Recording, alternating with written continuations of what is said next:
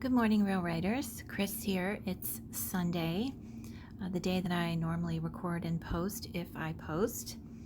I don't always do that every single Sunday. I would love to, but I don't always have the time. But I'm trying to do it more often. I asked the cards a few questions today and pulled 4 in response to those questions, and you're welcome to look at these individually, but this was more a sort of, flowing sort of reading with 4 different cards as part of one reading. So I'm considering it one reading, but you're welcome to use it in the cards individually. And so if you want to pick a specific card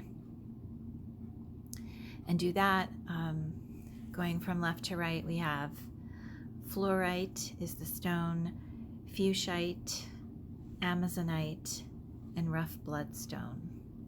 And then I have a labradorite palm stone with me because I love these. They're so beautiful. And the deck I'm using is the Lunne, I think, is the deck. And so let's get started. So I'll read the questions that I asked one at a time as we go. The first question that I asked was, what are writers feeling right now? So we'll turn over this card. And we got the 5 of Pentacles. It's a pretty card that is. I love this deck. I only buy cards or decks that the artwork is just really amazing to me, and I just love this. It's just beautiful. The Lunne deck. Lunne, if I'm saying that right. So the 5 of Pentacles. What are writers feeling right now is the question. And so what comes out of this is feeling excluded, feeling self-doubt, feeling a loss of resources and struggle and lost faith. And, whatever your beliefs about the pandemic, you probably did not expect to still be here 2 years later dealing with it, right? Whether it's affecting your job or your family or your health or your creativity or your mental health, your emotional health, your job. We probably didn't expect to be here 2 years later. And this has a sense of safety and home. And normally this is a church. On the traditional Rider-Waite deck, it's a church. And so there is this element here of, spirituality, spiritual safety, and home and security. And, there's a warm fire, and this character is wandering around in the cold, and they are barefoot as well, and not really dressed very warmly. So, and they don't even see, they're not even looking over here. So they don't even see it, or they don't feel that it's an option for them. And so this may be how you feel right now, figuratively or literally. I know for me, being home all the time, because we're working remotely again until February 14, and we have been since the 23rd of December. Home is no longer feeling safe and secure. It's feeling kind of, like a prison. It's feeling isolated. It no longer has the role that it used to have. And when that happens, when your home is no longer a refuge, or you feel like you're trapped in it and you can't get out, it's no longer, I think for a lot of people, people are struggling with their creativity. We're just focusing on writers, by the way, if you're new to these readings. So writers of any kind, songwriters, essayists, playwrights, screenwriters, novelists, fiction writers, nonfiction, creative nonfiction, poetry, whatever, journalers, anyone, doesn't matter. And it can be hard to find, it's already hard sometimes to find time and a place for creativity. And especially if you live somewhere with, you're married and have kids, or you have family members living with you, or you have roommates or whatever, it can be hard to find a time and a place for yourself for creativity. And then for everyone to be home, that makes it harder. And the stress of this situation makes it harder. And I know I've personally been struggling with creativity and feeling creative and working from home. Where am I going to go? My desk is usually where I'm creative, or, can certainly move to the couch or the bedroom or the kitchen. I can certainly go outside. I mean, it's winter right now, so that's a little tricky because it's, 27 right now. And it's gloomy again. We've had near 3 weeks of gloom. We had one sunny day yesterday. That was the first one. It's been really depressing. And so where can you go? It can be very difficult. So I feel like this card is that maybe this isn't you, but it's telling me that a good number of writers are feeling shut out of their practice, their creativity. They're shut out of inspiration, really struggling with their work and feeling confident in their work and feeling supported. And maybe not being able to get together with your writer friends is also making you feel excluded, and online just isn't doing it for you. Maybe going to readings and your critique group and other outside activities outside the home were very inspiring for you and energizing for you, and you don't have access to those anymore. Or we do, but it's online. So, when most of us are working from home, perhaps right now, or you were for the bulk of the pandemic so far, and now you have to use Zoom or whatever your platform is for your personal social activities as well. It just, you just don't want to do it anymore. You just don't want to be on Zoom anymore. I'm using Zoom because that's what I use. I also use like Messenger and, Google Meet or whatever. It just depends on what people feel comfortable with, but whatever you're using, you know what I mean. So that's what the cards are saying in terms of where we are. And I'm going to leave these turned over because, like I said, I did these as one reading with follow-up questions. So the next question I asked was, what's possible? Why should we keep writing? What's possible? Why should we keep writing? Okay. And this is the card for that. Well, this is inspiring, I hope, to you. 6 of Wands. How lovely. Here she comes with the laurel wreath, which is perfect for writers, right? It's usually associated with, the poet laureate kind of thing.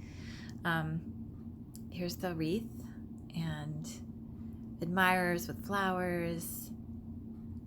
So perfect. How beautiful this card is. Cards are just so lovely. Okay, so this is what's possible. Why should we keep writing? I'm using a scarf here so these won't lay straight exactly. So 6 of Wands, recognition for your service, admiration, reward, fame, advocating for others. So what a stark contrast here, right? Between this and this. And all the more reason to keep going, right? I mean, I don't want you guys to get too hung up on this idea of fame and fortune and recognition. Okay? Because that can come in many forms. So certainly picture yourself accepting the National Book Award for sure, if that's what you want. Absolutely. And getting a huge prize and being on the New York Times bestsellers list and selling millions of copies of your books and whatever. Or the song you wrote being at the top of the Billboard charts, or your play being on Broadway for 5 years straight, and whatever it is. You're winning the Oscar for best screenplay, whatever it is for you. That's totally cool.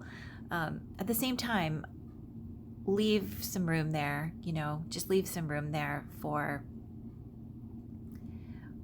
the universe, so to speak, to bring it to you in the best way possible. It may be the project you're working on now is not going to win the Oscar, but it'll get attention And that will get you another opportunity, which gets a little more attention and recognition, and then another opportunity that gets you a little more recognition, and then you get the Oscar. Okay, so I'm just saying, leave room, think big, but leave room and pay attention to those moments of reward and recognition and admiration, and be grateful for them when you see them, however small. Someone says to you, oh, maybe you read some poem or you post a poem on social media and briefly to share, and several people write to you about how wonderful it is. There you go. There's your fame and recognition and reward, right? Be grateful for that. Say thank you and be grateful for that, because that breeds more abundance and positivity and recognition, etc. So take every little bit that comes and be grateful for it, and it builds on it. It will keep building. But all of us can have this in some form or another. All of us. Every single one of you. No exceptions. No scarcity. There's no lack here. There's no, oh, this you're picturing. Don't picture someone else here. Picture yourself here. Take a picture of this card. Take a picture of this card and then blow it up a little bit. And then take a picture of yourself. Take your picture and put your face on her right here. And then put that card out. That takes a little bit of work, but I'm sure you hear what I'm saying. Picture yourself here, because this can be every single one of us if we persist. Okay, so the next question that I asked was, how do we get to the Six of Wands? How do we get to this? I wrote down those questions, so that's what the rustling paper is. And so here's what I pulled.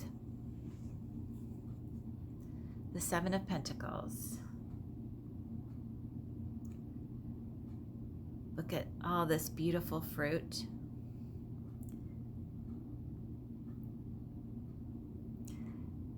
And she has plenty to choose from here, doesn't she?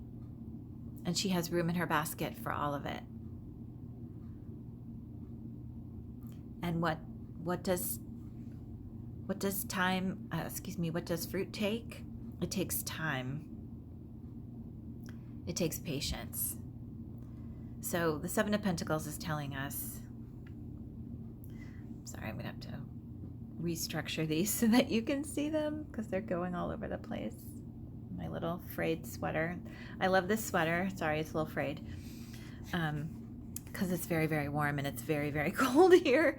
So I've turned to comfort over pulling out the old comfortable sweaters. So the Seven of Pentacles, patience for what's to come, growth, watching your progress, contemplation. So again, to get here, you have to be patient for your efforts to bear fruit, and you have to allow things to mature and to grow and to ripen. Keep an eye on them, watch over them, be grateful for and proud of your progress, but be patient. Be patient. Too often these days, people are just jumping on the internet, starting businesses, claiming they are experts, and they have not done the work. They maybe watched a video and then considered themselves an expert. They don't have a degree. And I'm not saying everyone has to have a degree. Hear me out. They don't have a degree, or they haven't apprenticed with anyone. They haven't been mentored. They haven't worked for years in that field and learned and have grown through that experience. They just watch a few videos, or they do a 6-month whatever, and then they're an expert. And they put themselves out there and hang up their shingle, and then, and that's not the way things work. That's just not the way things work. If you want something done right, it has to take time. It has to take time and care. And the conditions have to be right, right? Fruit doesn't just grow in any conditions. It needs water and sunlight and care. There are parasites and insects and things that are not good for fruit. And don't we all get mental parasites and pests in our minds and our hearts in the form of this card, right? It's easy. It makes me think of Pretty Woman when Richard Gere is saying all these really nice things to Julia Roberts, and she says the bad stuff is easier to believe. And there's the pearl of wisdom from Pretty Woman, right? The bad stuff is easier to believe. It's easier to be, woe is me, poor me, I'm out in the cold, nobody cares, I have no talent, no one will recognize my talent, than to be patient and to believe that we can have this. But in order to get to this, we have to be patient, and we have to see all of the wonderful things that happen along the way. We have to be proud of our progress. Even if you wrote 10 words today, even if you sat down at your desk or wherever, in the closet, if you can't find anywhere else to be to write, maybe we should all just go sit in the closet today, because that would definitely be a change of scenery. So maybe I will try that. I used to read in the closet when I was a kid, so maybe I should go back to that personally. But even if that's all you did, you showed up. Okay, I'm going to take that back. Even if that's what you did today, not all you did, because that sounds like it's not enough. It is enough. That's what I'm saying. It is enough. You showed up. It is enough. So I hope that keeps you going there. And then I wanted to ask, what is in our way? What is in our way? Okay, so I got the death card, but reversed. So let me turn it around so you can, I can't do it without looking at the camera. So I got the death card, but reversed. So I wanted you to see it. I've dropped some of the deck on the floor, so that's great. This is amazing. This is such a wonderful death card, depiction of the death card. I love this. Look at the circle, the snake eating its tail. So it's just this never-ending circle here. And look at the universe and the possibilities inside. What a wonderful depiction. Because death is not really death. I mean, it can be sometimes in tarot. It depends on what's happening in your life. But look at all those amazing possibilities in there. But it was reversed. So I'm going to put it back as reversed. Keep dropping all the cards on the floor from the deck. I need to put them somewhere else. So reversed, it means resisting an ending and stagnation. And remember, the question was, what is in our way? What is in our way? So normally the death card is, making room for the new, because it's a rebirth, it's transformation, it's letting go of what you need, letting go of what needs to fall away, which can be very, very hard, of course. And reverse, though, means resisting an ending and stagnation. So this is this is the obstacle in our way from making progress and then getting here to recognition and fame, etc. So I wish I had some brilliant words for you about resisting an ending and stagnation, but it's so hard as a creative person to let go of a project that means a lot to you. I am not going to tell you that it's easy. I'm not going to tell you to just do it, because it's really hard. I will say, and I've said it before, if you listen to my readings or watch these readings before, that nothing you do is failure. Everything you do is progress, is moving you a step closer. Everything you do as a writer is a learning experience. It's practice. That's why they call it a writing practice. People don't sit down at the piano and play, Carnegie Hall level, at that level, in a week or the first time. But there's something about writing that everybody thinks, oh, I'm going to sit down and write a masterpiece and I don't need any help and I don't need any training and I don't need any critique and I don't need editing and I don't need to read books to learn how, and I'm just going to be a best-selling author. It's going to be amazing. Well, I mean, I really appreciate your confidence there if that's you, but everybody needs help and everybody needs training of some kind, and you should be reading books, both books in your genre and books on how to write, and you should be working with an editor, and you should be talking to other writers, and there's a lot that goes into getting ready to bring a writing project to fruition and for it to be its best self. So I think people forget that, and they think that everything I write has to be good, and it doesn't. It doesn't. There's a lot of crap. Nobody talks about the crap you write before you get to the good thing. You have to dig till you get to the diamond, even if it's digging through the trash. and that's it. It takes work. It takes practice. You have to try things and fail and try them again and try something else. And I have a quote that I keep, and I'm probably repeating myself again, but I'll do it again. It's Samuel Beckett. It says, fail again, fail better. And I believe in failing better. That's what you're doing every single time. And I hate the word fail. Maybe we'll say practice better. I also have a sign over my desk that says keep going. And I wrote it 3 times. Keep going, keep going, keep going. And when I hit a wall or I feel like I'm not getting anywhere and I'm frustrated and I don't know what to do, I just say to myself, keep going, and figure out what can I do in that moment that will move me forward. Maybe it's a little bit of research. Maybe it's reading one of my favorite authors that I find inspiring, just opening a book and reading it. Maybe it's writing a poem instead. Maybe it's going to poets.org or the American Poetry Foundation, or Poetry Out Loud, their website. I used to run Poetry Out Loud for the state of Maryland, for the NEA and the Poetry Foundation. And I would often go to their website and hit the random poem button and just keep clicking on it and reading the poems. The poetry has wonderful, exciting, inspiring, intense, dense, quick, light, lots of contradictory things here, but that's what poetry is about. Things that you can latch onto. Just a couple of words can be very exciting, and you can take those words and just start writing them on them and see where it goes, and just get some flow going, even if it's not on your project. Taking a walk is good. Setting something aside for a while and working on something else is good. Taking a break too. I am a firm believer in taking a break, even if that break is 6 months or a year. I know. I can't believe she said that, but it's true. You got to fill the well, and sometimes that takes a long time.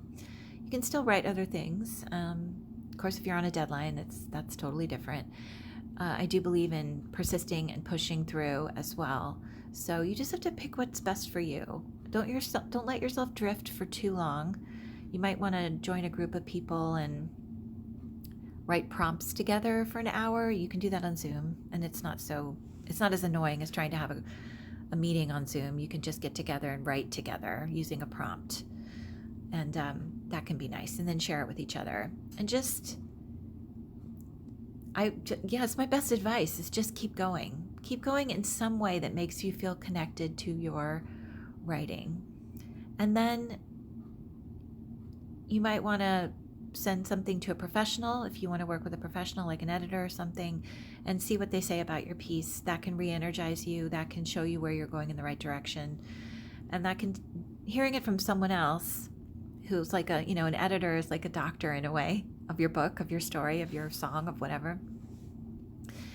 They can show you what is and isn't working and help you see that maybe you might go in this direction or that direction, or put it aside for a while. And having someone tell you that, who's external to you, who's not your friend or your family member or your partner or something, that can help you let go a little bit. And if you've been hanging on to a project that just isn't working, you can put it aside. Just put it aside. That sounds better than letting it go, and do something else. And it won't be so hard later to look at it and decide whether or not you want to go back, because you'll have had some time and space. And that will keep you from stagnating as well. And I know these are just really difficult times. It's hard to muster up enthusiasm for things, I feel, and people around me feel the same. So I'm not trying to project. And because we're not sure what to hope for, and we're not sure when we can really move forward with the things we want to move forward with in our lives, we just don't know. So that can be sort of casting us into a void, right? But look at the void, you guys. Look at the void. To quote 2001, A Space Odyssey, it's full of stars. So just keep your eyes there on the prize, so to speak. Okay? That void is full of stars. Plenty to wish on here, right? Plenty to bring to fruition and to get us to this, which we all deserve. Every single one of you deserves this. So let's imagine for a second, let's imagine this is us, right? And we're going to walk forward and we're going to turn left and we're going to knock on this door and it's going to open.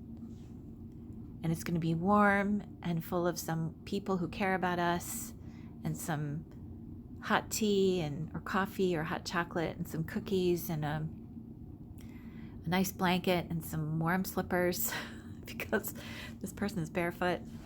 And we're going to hang out in there and we're going to feel much, much better, which is what I hope this reading's done for you today. So thank you for joining me, everyone. I'm thinking of you. I'm sending good vibes. Happy writing.